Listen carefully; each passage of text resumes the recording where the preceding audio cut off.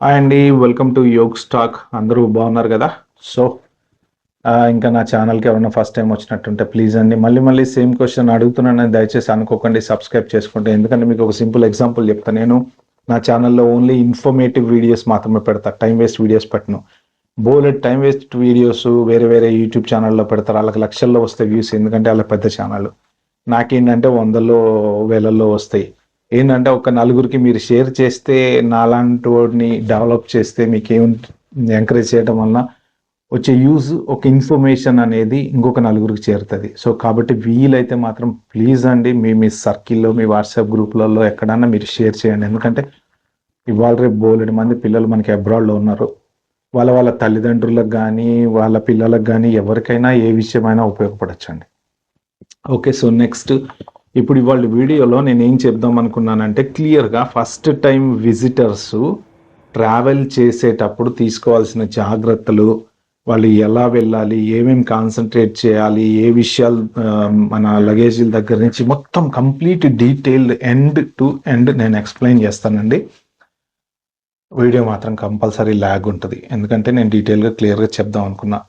ఓపిక లేకపోతే మీరు చూడకండి, ఎందుకంటే మళ్ళీ చూసి చాలా ల్యాగ్ ఉంది, లెంగ్త్ ఉంది అని కామెంట్ దయచేసి పెట్టకండి. నా ఉద్దేశము ఈ వీడియో ఎవరి కోసం అంటే కేవలం తల్లిదండ్రుల కోసం అండి. ఎందుకంటే ఎల్డర్లీ పేరెంట్స్, కొంచెం పెద్దవాళ్ళు, చాలామంది ఫ్రీక్వెంట్ ట్రావెల్ కాని వాళ్ళు, ఫస్ట్ టైం ట్రావెల్ చేసే వాళ్ళు, ఇలాంటి వాళ్ళకి చాలా డౌట్స్ ఉన్నాయి. ఆ డౌట్స్ అన్ని క్లియర్ చేయడం కోసం నేను స్టెప్ బై స్టెప్ క్లారిటీగా చెప్తాను అనమాట. సో మీరు ఎవరైనా ఫస్ట్ టైం ట్రావెల్ చేస్తూ టికెట్ బుక్ చేసుకునే వాళ్ళు, మీరు నడవలేని వాళ్ళు, ఎవరైనా పెద్దవాళ్ళు, అంటే లాంగ్ నడవలేకపోవడం కాదండి, కొంచెం ఇప్పుడు ఒక్కొక్కసారి ఎలా ఉంటుందంటే, మీరు ఇప్పుడు ఎయిర్పోర్ట్ టు ఎయిర్పోర్ట్ మారేటప్పుడు, ఫర్ ఎగ్జాంపుల్ దుబాయ్ ఉందనుకోండి, మీరు ఇప్పుడు అమెరికా వెళ్తున్నారు ఇండియా నుంచి, మధ్యలో దుబాయ్లో చేంజ్ ఓవర్ అవ్వాలి. దుబాయ్లో కొంచెం లాంగ్ ట్రావెల్ అనేది ఉంటుంది మధ్యలో, అంటే మీరు నడవాలి, ఫ్లైట్ దిగి మళ్ళీ వేరే ఫ్లైట్ ఎక్కుతారు కదా, దానికి మధ్యన కొంచెం గ్యాప్ అనేది, కొంచెం ఎక్కువ డిస్టెన్స్ అనేది ఉంటుంది. ఆ డిస్టెన్స్ మీరు నడవగలరా లేదా అనేది ఒకసారి చూసుకోండి. ఒకవేళ కొంచెం నడవటం ఇబ్బంది ఉంది అంటే మీరు ఇమ్మీడియట్గా మీరు ఫస్ట్ టికెట్ బుక్ చేసేటప్పుడే వీల్ చైర్ అసిస్టెన్స్ అనేది బుక్ చేసుకోవచ్చు అనమాట. బుక్ చేసుకుంటే మీరు ఎయిర్పోర్ట్లోకి వెళ్ళిన తర్వాత మిమ్మల్ని అక్కడి నుంచి వాళ్ళు ఫ్లైట్ దగ్గరికి తీసుకెళ్తారు వీల్ చైర్లో. సో తర్వాత మీరు ఫ్లైట్ దిగి మధ్యలో మీరు చేంజ్ ఓవర్ అవుతారు కదా, మీరు ఆ ఫ్లైట్లోంచి బయటకు రాగానే మీకోసం వీల్ చైర్ యాక్సెస్ అనేది రెడీగా ఉంటుంది అక్కడే. ఒకవేళ లేదు, ఎవరు మీ పేరు పట్టుకొని నిలబడతారన్నమాట వీల్ చైర్ కావాల్సిన వాళ్ళ కోసం, కొంతమంది అసిస్టెంట్లు ఉంటారు అక్కడ. సో లేదు, ఎవరు లేరు అంటే మీరు అక్కడ వాళ్ళ స్టాఫ్కి చెప్తే, మాకు వీల్ చైర్ కావాలండి, నేను ఎక్కువ లాంగ్ నడవలేను అని చెప్తే, వాళ్ళు అక్కడి నుంచి అక్కడే మీకు అరేంజ్ చేసి తీసుకెళ్ళి మిమ్మల్ని వేరే ఫ్లైట్ ఎక్కిచ్చే వరకు మీతోటి వస్తారనమాట. సో ఇదొకటి మాత్రం పెద్దవాళ్ళు ఎవరైనా ఉంటే జాగ్రత్తగా ముందే బుక్ చేసుకోండి. అక్కడికి వెళ్ళిన తర్వాత ఆల్రెడీ బుక్ చేశాక లేదు అని అన్నారు అనుకోండి, ఇబ్బంది అవుతుంది. అన్నారు 90%, 80%లో wheelchair access compulsory mandatory rule అది ఎయిర్లైన్స్కి. సో వాళ్ళు ప్రొవైడ్ చేయాల్సిందే, బట్ మీరు ముందే బుక్ చేసుకుంటే బెటర్ అనమాట. మీరు లగేజ్, ఫస్ట్ ఆఫ్ ఆల్ ఇది మెయిన్ ఇంపార్టెంట్ థింగ్. ఇప్పుడు అమెరికాకి ఒక లగేజ్ ఉంటుంది, యూకేకి ఒక లగేజ్ ఉంటుంది, యుఎస్కి ఒక లగేజ్ ఉంటుంది, ఒక్కొక్క ఎయిర్లైన్స్ ఒక్కొక్క లగేజ్ ఇస్తారు. లగేజ్ అనేది రకరకాలుగా ఇస్తారండి. జనరల్గా 2 లగేజ్లు ఇస్తారు యుఎస్కి. ఏది మెయిన్ లగేజ్లు 23x2 కానీ 30x2 కానీ, ఒక్కోసారి ఎయిర్ ఇండియా 30x2 ఇస్తారు, లేకపోతే ఎమిరేట్స్ 23x2 ఇస్తారు. మీరు ఆ లగేజ్ కరెక్ట్గా మీరు టికెట్లో చూసుకోండి, మీకు 2 బ్యాగులు ఇచ్చారా, 1 బ్యాగ్ ఇచ్చారా. నెక్స్ట్ క్యాబిన్ బ్యాగేజ్ మీతో పాటు మీరు తీసుకెళ్లే బ్యాగేజ్ ఏదైతే ఉంటుందో అది మ్యాక్సిమం ఏ ఎయిర్లైన్ అయినా సరే 7 kgs కన్నా ఎక్కువ ఉండదు. అదర్ దాన్ దట్ మీకు ఒక చిన్న బ్యాగ్, లేడీస్కి అయితే హ్యాండ్ బ్యాగ్, జెంట్స్కి అయితే ఏదైనా ఒక ల్యాప్టాప్ బ్యాగ్ కానీ, లేదా మెడిసిన్స్ని పెట్టుకోవడానికి ఏదైనా ఉంటే అట్లాంటి బ్యాగ్ని ఏదైనా యాక్సెప్ట్ చేస్తారనమాట.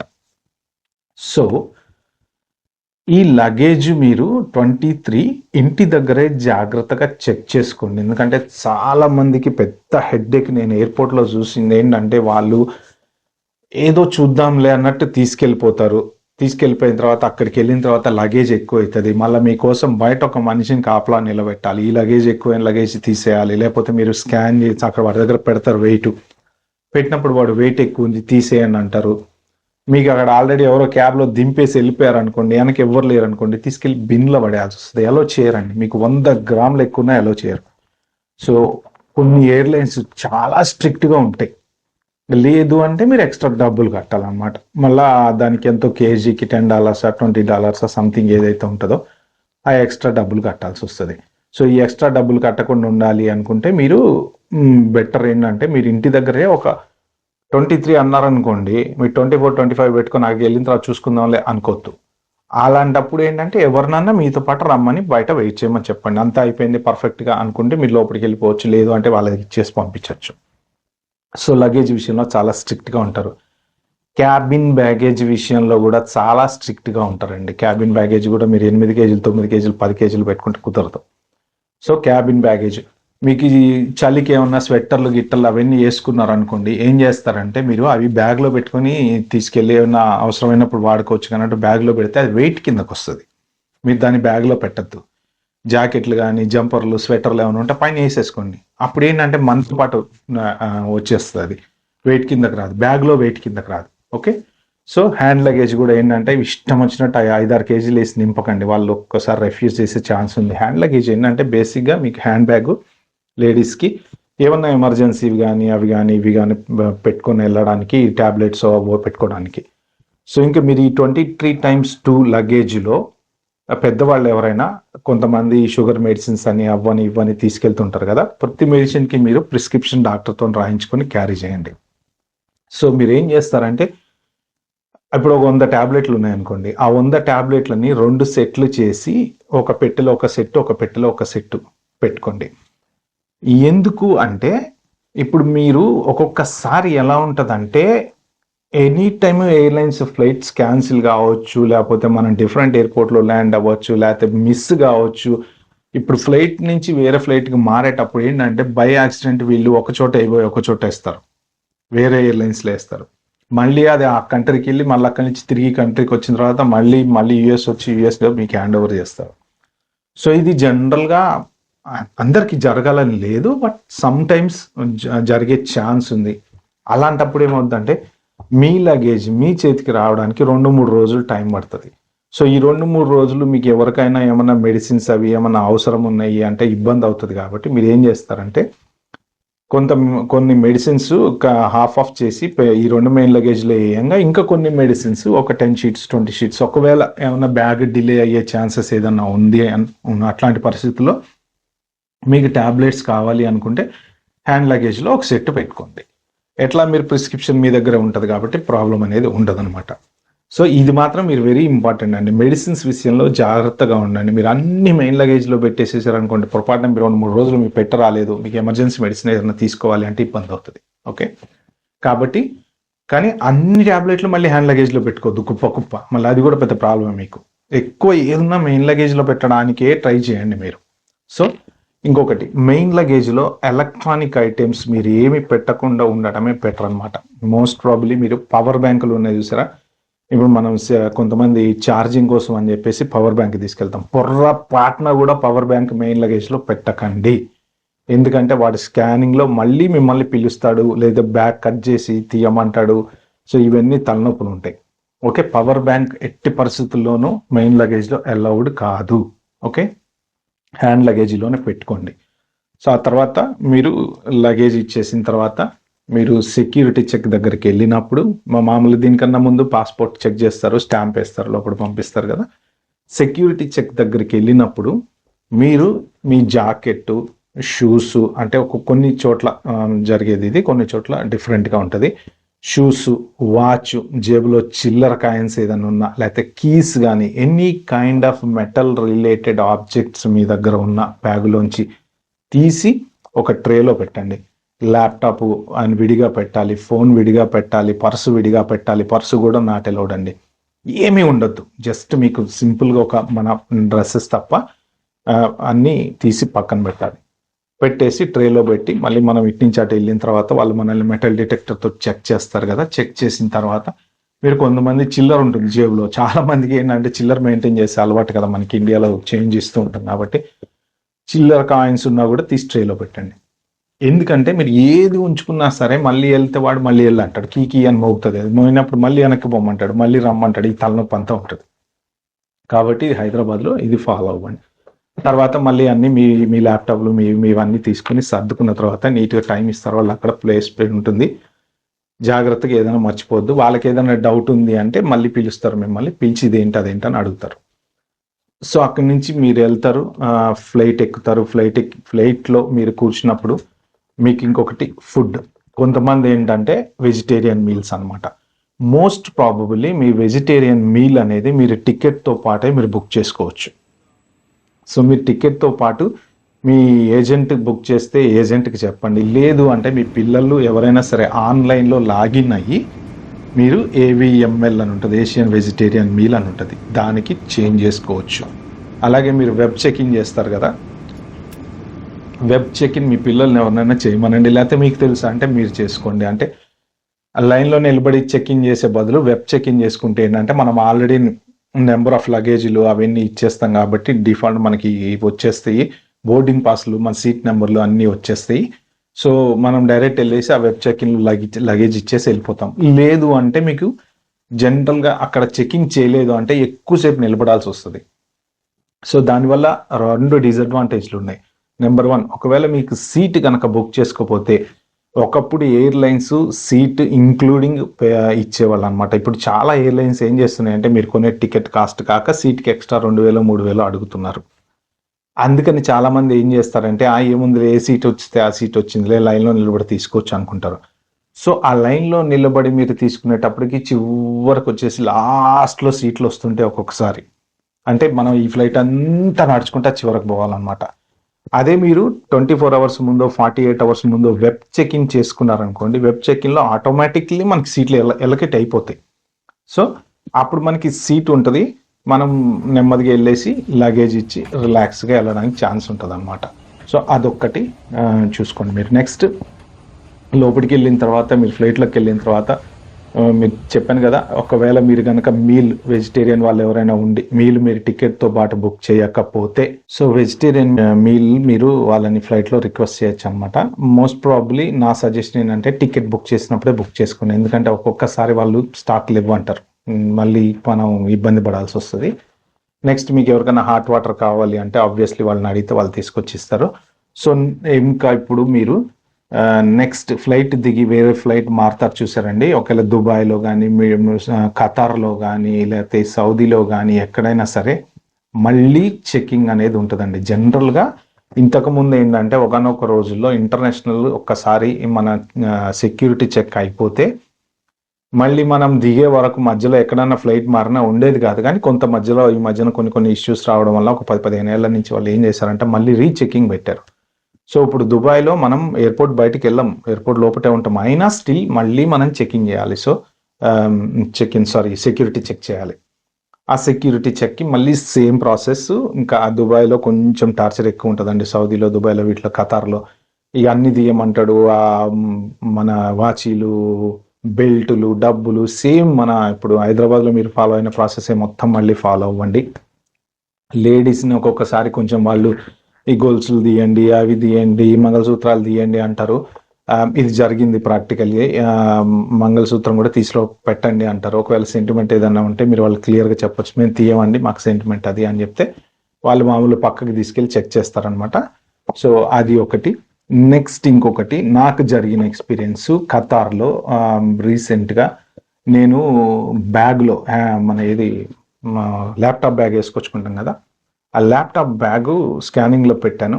వాడు తీసుకెళ్తున్నాడు, ఇందులో ఏదో ఉంది చెక్ చేయంటున్నాడు, మళ్ళీ చెక్ చేస్తున్నాడు. నాది అయిపోయింది, నేను అవతల పక్కకి వెళ్ళి నిలబడ్డా. నాకు అర్థం కావట్లేదు. తర్వాత పిలిచాడు, ఈ బ్యాగ్ ఎవరిది అంటే నాదే అన్న. ఈ బ్యాగ్లో ఏదో ఉంది తీ అన్నాడు. ఏమున్నాయి అన్ని పవర్ ప్లగ్లు అవి అన్నీ తీసి పక్కన పెట్టా. మళ్ళీ స్కాన్ చేశాడు, మళ్ళీ ఏదో ఉంది తీ అన్నాడు. దగ్గర ఒక 15-20 నిమిషాలు సతాయించాడు. ఏదో ఉంది దాంట్లో నువ్వు ఏదో కత్తులు కటార్లు పెట్టుకొని తిరుగుతున్నావు అన్నాడు. నేను కత్తులు కటార్లు ఏం పెట్టుకొని తిరుగుతున్నారా అంటే చివరకండి ఇది పెన్ను. ఓకే, ఈ పెన్నుని చూసారా, ఇది ఇంక్ పెన్ను. సో ఈ ఇంక్ పెన్ను వలన ఆ రోజు నాకు 1/2 అవర్ 45 మినిట్స్ దగ్గర టైం వేస్ట్ అయింది. సో వాడు దీన్ని కత్తి అనుకున్నాడు. ఇది ఏంటంటే నేను బ్యాగ్లో పెట్టాను. సో అన్నీ మొత్తం తీసి కింద పెడితే ఈ పెన్ను దొరికింది. పెన్ను చూసి ఏంటి అన్నాడు, పెన్ రా నాయన అన్న, ఓపెన్ చేయి అన్నాడు. ఓపెన్ చేసి చూపించాను నేను. ఇది వాళ్ళకి షార్ప్ ఆబ్జెక్ట్ లాగా కనపడింది అనమాట. అప్పుడు ఒక పేపర్ తెప్పించి పేపర్ మీద దీంతో రాయించి మళ్ళీ నాకు ఇచ్చి పంపించాడు. సో ఇది నాకు జరిగిన ఎక్స్పీరియన్స్. కాబట్టి ఏంటంటే మీరు మెయిన్ హ్యాండ్ లగేజ్లో ఏది నెయిల్ కటర్స్ కానీ లేకపోతే వాటర్ ఏది మన ఆల్రెడీ ఎయిర్పోర్ట్లో ఉంటే ప్రాబ్లం ఏం లేదు, కానీ ఫస్ట్ టైం సెక్యూరిటీ చెక్లోకి వచ్చేటప్పుడు వాటర్ నాట్ వెళ్ళాడు, వాటర్ మొత్తం బయట పారబోసి రావాల్సిందే. సో మెయిన్ నెయిల్ కట్టర్స్ లేకపోతే సేఫ్టీ పిన్స్ లేకపోతే ఇలాంటి ఏవైనా షార్ప్ రిలేటెడ్ ఆబ్జెక్ట్స్ ఏదైనా ఉంటే మాత్రం బ్యాగులలో వాటిలలో ఉంటే కొంచెం సతాయిస్తారు, కాబట్టి చూసుకుంటాను అనమాట. సో ఇంక్ పెన్కి ఇంత సీన్ ఏంటంటే ఇప్పుడు ఏదైనా సేఫ్టీ పిన్ లాంటివి ఏమన్నా అలా ఉండిపోయినాయి అనుకోండి, వాళ్ళకి ఏంటంటే ఏదున్నా అనుమానం. కొంతమంది ప్యాకెట్లు పౌడర్లు అవి ఇవి పెట్టుకుంటూ ఉంటారు, కుంకుమ ప్యాకెట్లనో లేకపోతే సంథింగ్ ఏదన్నా ఇడ్లీ తెచ్చుకుంటే కారపొడి ప్యాకెట్ అనో ఇలాంటివి కూడా ఒక్కొక్కసారి వాళ్ళు సతాయిస్తుంటారు అనమాట. అంటే ఏం లేదు, సెక్యూరిటీ మన గురించే ఫ్లైట్లోకి ఎక్కిన తర్వాత ఎవరికి ఇబ్బంది కాకుండా మనం స్టార్ట్ అయ్యి మన డెస్టినేషన్కి వెళ్ళాలా అనేది ప్రియారిటీ అనమాట. ఓకే, మీకు ఒక్కొక్కసారి 6 అవర్స్ 7 అవర్స్ మధ్యలో మీకు ట్రాన్సిట్ ఉంటుంది. అంటే ఇప్పుడు మీరు ఎగ్జాంపుల్ దుబాయ్లో దిగారు, నెక్స్ట్ మార్నింగ్ 10కి దిగారు, నెక్స్ట్ ఫ్లైట్ సాయంత్రం వచ్చేసి 6కో 7కో ఉంది. లేదు లండన్లో దిగారు, నెక్స్ట్ ఫ్లైట్ వచ్చేసి సాయంత్రం 6కో 7కో ఉంది. అలాంటప్పుడు మీకేంటంటే మోర్ దెన్ 1.5 అవర్ కానీ 2 అవర్ కానీ ఉంటే కొన్ని ఎయిర్లైన్స్, అన్నీ అని నాకు తెలియదు, కొన్ని ఎయిర్లైన్స్ మీకు ఏంటంటే వాళ్ళవి లాంజ్లు ఉంటాయి, ఎయిర్లైన్స్ లాంజ్లు ఉంటాయి ఎయిర్పోర్ట్ లోపల. ఇప్పుడు ఎమిరేట్స్ ఉంది ఫర్ ఎగ్జాంపుల్, దుబాయ్లో ఎమిరేట్స్ లాంజ్ అనేది ఉంటుంది. మీరు అక్కడ ఎవరైనా ఎయిర్పోర్ట్ స్టాఫ్ని అడిగినా లేదు మీరు ఒకవేళ ఫ్లైట్ దిగగానే అడిగినా వాళ్ళు మీకు చెప్తారు ఎక్కడుంది ఏంటనేది చెప్తారు, పలానా గేట్ దగ్గర పలానా సో అండ్ సో ప్లేస్లోనో చెప్తారు. సో మీరు ఏంటంటే హ్యాపీగా వెళ్ళి ఆ లాంజ్లో కూర్చుని మీకు ఫ్రీ ఉంటుంది. అది మోస్ట్ ప్రాబ్లీ టైంని బట్టి ఫ్రీ ఉంటుంది, లేకపోతే పెయిడ్ కూడా ఉంటుంది. ఒక్కొక్కసారి బిజినెస్ క్లాస్ వాళ్ళకి ఆబ్వియస్లీ ఫ్రీ, ఎకనమీ వాళ్ళకి మీకు మోర్ దెన్ 2 అవర్స్ ఉంటే ఫ్రీనో లేకపోతే అట్లా ఉన్నాయి. మీరు కరెక్ట్ తెలుసుకోండి, అది 100% ఫ్రీ నేనైతే చెప్పను. మళ్ళీ నా మాటనం మీరు వెళ్తే అక్కడ ఫ్రీ లేకపోతే మళ్ళీ అది ఓకే. ఒక్కొక్కసారి ఏంటంటే మీకు జర్నీ లాంగ్ ఉందనుకోండి, గ్యాప్ ఉందనుకోండి, 5-6 అవర్స్ మీకు ఫ్రీ ఇస్తారనమాట. సో మీరు ఆ లాంజ్లోకి వెళ్తే మీకు మంచి పర్ఫెక్ట్ ఫుడ్ ఉంటుంది. ఒకసారి లాంజ్లో వెళ్ళారంటే మీరు ఫుడ్ కూడా ఫ్రీ ఉంటుంది. అక్కడ అన్ని రకాల డిజర్ట్లు కానీ మీకు వెజ్ నాన్ వెజ్ అన్ని రకాల ఫుడ్లు ఉంటాయి. మీరు ఎక్స్ట్రా ఏమన్నా కడితే మీకు ఒక మంచి పడుకోవటానికి వాటికి వీటి కూడా అరేంజ్మెంట్స్ ఉంటాయి, స్నానం చేయడానికి వాటికి అన్ని రకాల ఆప్షన్స్ ఉంటాయి. మీకు గ్యాప్ ఎక్కువ ఏదైనా ఉంటే మాత్రం మీరు లాంజ్లోకి వెళ్ళడానికి ప్రయత్నం చేయండి. సో లాంజ్లోకి వెళ్తే ఏంటంటే కాస్త రిలాక్స్ అవ్వచ్చు, పడుకోవచ్చు, ఫుడ్ తినచ్చు. లేదు మళ్ళీ అదే కుర్చీలలో కూర్చొని బోర్ వచ్చేస్తుంది. మనం 5 గంటలు 6 గంటలు మామూలు కుర్చీలలో కూర్చోవాలంటే కష్టం. కాబట్టి మీరు ఆ రిలేటెడ్ ఎయిర్లైన్స్ ఏదైతే ఉందో ఆ ఎయిర్లైన్స్ లాంజ్కి వెళ్ళడానికి ప్రయత్నం చేయండి. ఫెసిలిటీస్ ఉంటాయి, ఫుడ్ ఉంటుంది కాబట్టి. ఓకే, ఇది ఒకటి గుర్తుపెట్టుకోండి. నెక్స్ట్ ఇంపార్టెంట్ థింగ్, బోర్డింగ్ పాస్లు మీకు మీ ఫస్ట్ జర్నీ ఎక్కడైతే హైదరాబాద్లో స్టార్ట్ అయిందో అక్కడే ఇస్తారండి. హైదరాబాద్ టు దుబాయ్ లేకపోతే హైదరాబాద్ టు లండన్ లేకపోతే హైదరాబాద్ టు బాంబే అక్కడే బోర్డింగ్ పాస్లు ఇచ్చేస్తారు. ఆ బోర్డింగ్ పాస్లు మీకు 2 బోర్డింగ్ పాస్లు ఉంటాయి కదా, ఒకటేమో హైదరాబాద్ నుంచి దుబాయ్, దుబాయ్ నుంచి అమెరికా, లేదు హైదరాబాద్ నుంచి లండన్, లండన్ నుంచి అమెరికా, వాట్ ఎవర్ సమ్ ఎయిర్లైన్స్ని బట్టి ఉంటుంది. మీరు ఫ్లైట్ దిగి మళ్ళీ నెక్స్ట్ ఫ్లైట్ ఎక్కేటప్పుడు మీరు అక్కడ కూర్చొని ఉంటారు కదా, మీరు కాన్సన్ట్రేట్ చేస్తూ ఉండండి. అది ఆ టేబుల్ టీవీలో డిస్ప్లే చేస్తుంది కదా, బై మిస్టేక్ ఒక్కొక్కసారి ఏమవుతుందంటే మీరు పొరపాటున నెంబర్ తప్పు చూశారనుకోండి, ఇప్పుడు మీకు ఒకే టైంకి ఇటెళ్ళే ఫ్లైట్లు అటెళ్ళే ఫ్లైట్లు కూడా ఉంటాయి. సో ఈకే 5 to 4 అని చెప్పా కదా, నేను ఈకే 5 to 5 అని చెప్పా కదా, వచ్చేటప్పుడు మీరు 5 to 4లో వస్తారు దుబాయ్ నుంచి, వెళ్ళేటప్పుడు 5 to 5లో వెళ్తారు. బై మిస్టేక్ పొరపాటున మీరు ఏమన్నా రాంగ్ నెంబర్ కనుక చూస్తే అది అక్కడ టైం డిస్ప్లే అవుతుంది, మీరు వెళ్ళరు, వాడు final call for the passenger అని మొత్తుకుంటాడు, మీరు ఇంకా మీ ఫ్లైట్ కోసం వెయిట్ చేస్తుంటారు, మీ ఫ్లైట్ నెంబర్ అక్కడ రాదు, మీరు ఇంకా ఫ్లైట్ రాలేదేమో అనుకుంటారు అనమాట. ఇలాంటి మిస్టేక్స్ జరుగుతుంటాయి. కాబట్టి మీకు ఇచ్చిన బోర్డింగ్ పాస్లో నెంబర్ ఒకవేళ మీకు అర్థం కాకపోతే అక్కడ ఉన్న వాళ్ళని ఎవరైనా అడిగి నాకు ఈ బోర్డింగ్ పాస్లో నెంబర్ దాని మీద చెక్ చేసి గేట్ నెంబర్ ఏ గేట్ చూసుకోమని చెప్పండి. సో రైట్ గేట్ దగ్గరికి వెళ్ళండి. రైట్ గేట్ దగ్గరికి వెళ్ళిన తర్వాత మీరు మామూలుగా మళ్ళీ మీ పాస్పోర్ట్లు అవి వాళ్ళు చెక్ చేసి లోపలికి పంపిస్తారనమాట. సో ఇవి మోస్ట్ ప్రాబబ్లీ మీరు తీసుకోవాల్సిన జాగ్రత్తలు. జర్నీలో అయితే ఎటువంటి ఇబ్బంది ఉండదు. మీకు హాట్ వాటర్ కావాలంటే ఇస్తారు, వాటర్ కావాలంటే ఇస్తారు. మీకు పైన బెల్ ఉంటుంది, ఆ బెల్ నొక్కండి, వాళ్ళు పిలుస్తారు. మీకు ఎన్నిసార్లు కావాలంటే అన్నిసార్లు ఫుడ్ కానీ వాటర్ కానీ ఇస్తారు. పెద్దవాళ్ళు ఎవరైనా ఉంటే చెప్పండి, మేము పలానా టైం ట్యాబ్లెట్ వేసుకోవాలి, పలానా టైంకి మాకు హాట్ వాటర్ తెచ్చివ్వండి అని. లేకపోతే మీరు అప్పటికప్పుడు అడిగైనా తీసుకోవచ్చు. ఎక్స్ట్రా ఫుడ్ ఏమైనా కావాలి మనకి ఇంకా అంటే అది కూడా అడిగితే ఇస్తారు. ఓకే, సో ఇది వెరీ ఇంపార్టెంట్ నేను చెప్పింది. తర్వాత మీరు బయటకు వస్తారు, మళ్ళీ వీల్ చైర్ మీకు యాజ్ యూజువల్గా వీల్ చైర్ అయితే ఉంటుంది. మళ్ళీ ఫ్లైట్ ఎక్కుతారు. మీరు ల్యాండ్ అయిన తర్వాత మీరు ఎక్కడైతే పోర్ట్ ఆఫ్ ఎంట్రీ దగ్గర దిగుతారో, ప్రెసెంట్ వేరే కంట్రీస్లో అంత టార్చర్ ఏం లేదండి పోర్ట్ ఆఫ్ ఎంట్రీలో. బట్ అమెరికాలో మాత్రం పోర్ట్ ఆఫ్ ఎంట్రీ దగ్గర ఇబ్బంది అంటూ కూడా ఏమి లేదు. పెద్దవాళ్ళని 99% విజిట్ మీద వచ్చే వాళ్ళని ఎవరు ఇబ్బంది పెట్టరు. కానీ ఏం అడుగుతారు అంటే మీ అడ్రస్, మీరు ఎవరైతే అబ్బాయి దగ్గరికి వెళ్తున్నారా అమ్మాయి దగ్గరికి వెళ్తున్నారా వాళ్ళ డీటెయిల్స్, వాళ్ళ అడ్రస్, వాళ్ళ పాస్పోర్ట్ కాపీలు, వాళ్ళ బ్యాంక్ స్టేట్మెంట్లు. సో ఏ ఇన్ఫర్మేషన్ వాళ్ళు ఉంటే ఒకసారి వాళ్ళ పాస్పోర్ట్లో నేను నిన్న వీడియోలో చెప్పినట్టు వీసా ఎక్స్పైరీ అయిపోయి ఉంటుంది కదా, ఆ ఎక్స్పైర్ అయితే కనుక వాళ్ళది I-797 కాపీయో లేకపోతే ఇప్పుడు ఏ వీసా మీద ఉంటే వాళ్ళు ఇప్పుడు గ్రాడ్యుయేషన్కి వెళ్తున్నారు, మీ అబ్బాయిది F1 స్టూడెంట్, ఒకవేళ స్టూడెంట్ స్టాంపింగ్ వీసా 1 ఇయర్కి ఇచ్చారు, అది ఎక్స్పైరీ అయిపోయింది, దానికి సంబంధించింది ఏదో డాక్యుమెంట్ అనేది ఉంటుంది కదా, లీగల్ వీసా డాక్యుమెంట్, ఆ డాక్యుమెంట్ క్యారీ చేయండి. ప్లస్ మీ ఒక ఫోన్ నెంబర్లు కానీ ఏమన్నా ఉంటే క్లియర్గా రాసి పెట్టుకోండి. ఒకవేళ ఎవరన్నా కనుక మీరు ఇంగ్లీష్ మాట్లాడలేము పోర్ట్ ఆఫ్ ఎంట్రీలో అంటే అక్కడ మీరు అడిగితే మేము ఇంగ్లీష్ మాట్లాడలేమండి, మాకు ఎవరన్నా ట్రాన్స్లేటర్ కావాలి అంటే అక్కడ కూడా వాళ్ళు ట్రాన్స్లేటర్ని ఇస్తారు మీకు. వాళ్ళు అడిగే ప్రతి క్వశ్చన్కి మీరు ప్రాపర్గా ఆన్సర్ చేస్తే హ్యాపీగా మిమ్మల్ని అలౌ చేస్తారు. ప్రాబ్లం అయితే ఏం లేదు. మీరు ఇండియా నుంచి వెళ్ళేటప్పుడు ఏంటంటే మీ మొబైల్లో ఒక 100, 200, ఒక 500 టాప్అప్ వేయించుకొని వెళ్ళండి. లేదా ఇంటర్నేషనల్ ప్యాకేజ్ ఏదన్నా తీసుకొని ఫోన్లో వెళ్ళండి. ఎందుకంటే ఎమర్జెన్సీలో మీరు మీ అబ్బాయిలకో అమ్మాయిలకో ఎవరికో ఫోన్ చేయాలి, ఏదైనా సిచ్యువేషన్ ఉంది అనుకుంటే అవసరం అవుతుంది. సో ఇది సేఫ్గా మీరు వెళ్ళిన తర్వాత ఇంకా ఆబ్వియస్లీ బయటికి వెళ్ళిన తర్వాత మీ పిల్లలు వస్తారు, పికప్ చేసుకుంటారు, తీసుకెళ్ళిపోతారు, ప్రాబ్లం ఏం లేదు. ఇంతవరకు హ్యాపీగా జరిగితాయండి. ఓకే, బట్ నేను కొన్ని షేర్ చేస్తాను, జరిగే సిచ్యువేషన్స్ అన్ని షేర్ చేస్తాను, మీరు ఎలా జాగ్రత్తగా ఉండాలి అనేది. ఏంటంటే ఒక్కొక్కసారి మీ ఫ్లైట్ డిలే అవుతుంది. ఓకే, డిలే ఎందుకు అవుతుంది అంటే ఇప్పుడు మీకు అవతల నుంచి ఇప్పుడు దుబాయ్ నుంచి హైదరాబాద్కి ఏ ఫ్లైట్ అయితే వస్తుందో మళ్ళీ అదే ఫ్లైట్ రిటర్న్ దుబాయ్కి వెళ్తుంది అనమాట. అంటే అక్కడి నుంచి వచ్చినప్పుడు for example EK524 Dubai to Hyderabad అని ఉంటుంది. మళ్ళీ ఇక్కడి నుంచి వెళ్ళేటప్పుడు EK525 హైదరాబాద్ టు దుబాయ్ అని ఉంటుంది.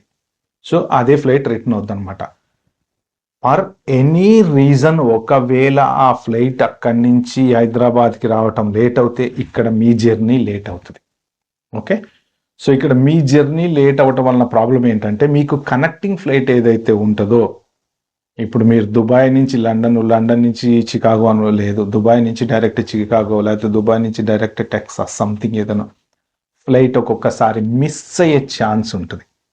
అలాంటప్పుడు ఏంటంటే ఎయిర్లైన్స్ వాళ్ళు నెక్స్ట్ అవైలబుల్ ఫ్లైట్లో మిమ్మల్ని అకామిడేట్ చేస్తారు. జనరల్గా 90% బాగానే ఉంటాయి, బట్ ఒక్కొక్కసారి అవుతాయి, డెఫినెట్గా జరుగుతాయి అనమాట.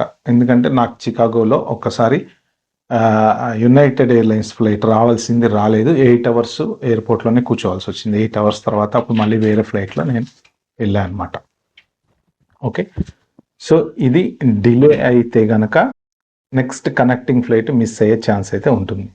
ఓకే, దీనికి ఇబ్బంది ఏంటి అంటే ఫర్ సపోజు ఎయిర్పోర్ట్లో ఒక 1 డేనో 2 డేనో డిలే అయింది అనుకోండి. ఇప్పుడు హైదరాబాద్ వెళ్ళే ఫ్లైట్లు మోస్ట్ ప్రాబబ్లీ షార్ట్ రూట్ కాబట్టి మీకు పెద్ద డిలే కాదు. దుబాయ్ వెళ్తారు ఫర్ ఎగ్జాంపుల్, దుబాయ్ వెళ్ళిన తర్వాత కనెక్టింగ్ ఫ్లైట్ 1 డే డిలే అయింది. సో 1 డే డిలే అయ్యి మీకు వాళ్ళు వేరే ఫ్లైట్ ఏమి ఇమీడియట్గా ఇవ్వలేదు అంటే ఏంటంటే ఒక్కొక్కసారి మనకి అకామిడేషను ఫ్లైట్ ఎయిర్లైన్స్ గనక ప్రాబ్లం ఉంటే వాళ్ళే మనకి అకామిడేషన్ ప్రొవైడ్ చేస్తారు ఆ 1 డేకి. లేదు వాళ్ళు మేము ప్రొవైడ్ చేయమో, మాకు సంబంధం లేదు, మాదేం తప్పు లేదు, ఎయిర్పోర్ట్ వాళ్ళదే తప్పు అని ఇట్లాంటి సిచ్యువేషన్స్లో ఏంటంటే మీకు ఇన్సూరెన్స్ అనేది ఉంటే బెటర్ అనమాట. Safe side. ఆ ఇన్సూరెన్స్ కూడా పెద్దగా ఎక్కువేమి ఉండదండి. ఒక 500 300 400 1000 ఎంతో ఉంటుంది దాని కాస్ట్.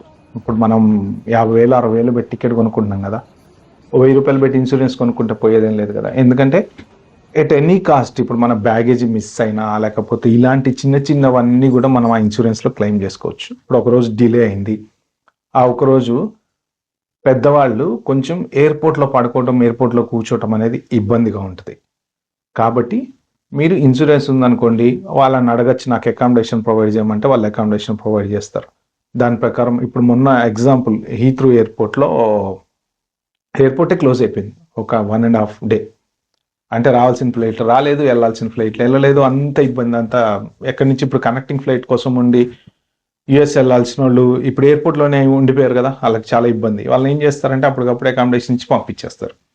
అది ఇప్పుడు ఎయిర్పోర్ట్ వాళ్ళు బేర్ చేస్తారా చేయరా? చేయరు అంటే మీ ఇన్సూరెన్స్ వాళ్ళు బేర్ చేయాలన్నమాట. ఇలాంటివన్నీ ఉంటాయి. కాబట్టి ఏంటంటే పెద్దవాళ్ళు ఎవరైనా సరే ఇన్సూరెన్స్ తీసుకోవడం బెటర్. ఓకే, సో ఇవండి జనరల్గా తీసుకోవాల్సిన జాగ్రత్తలు. ఇంకా మీకు ఏమన్నా డౌట్ ఉంది, ఏమన్నా క్వశ్చన్స్ ఏమన్నా ఉన్నాయి అంటే మీరు కామెంట్లో మెన్షన్ చేయండి, నేను దానికి రిప్లై ఇస్తాను. I'm very sorry, the video length ఎక్కువైపోయింది, బట్ అన్ని డీటెయిల్గా చెప్పాలి కాబట్టి నేను క్లారిటీగా చెప్పాను. ఓకే అండి, వీడియో కనుక మీకు నచ్చినట్టయితే ప్లీజ్ అండి ఒక 4గురికి అయితే షేర్ చేయండి, లైక్ ఇవ్వడం మర్చిపోవద్దు, అలాగే సబ్స్క్రైబ్ చేసుకోవడం కూడా మర్చిపోవద్దు. Thank you and all the very best. Happy journey.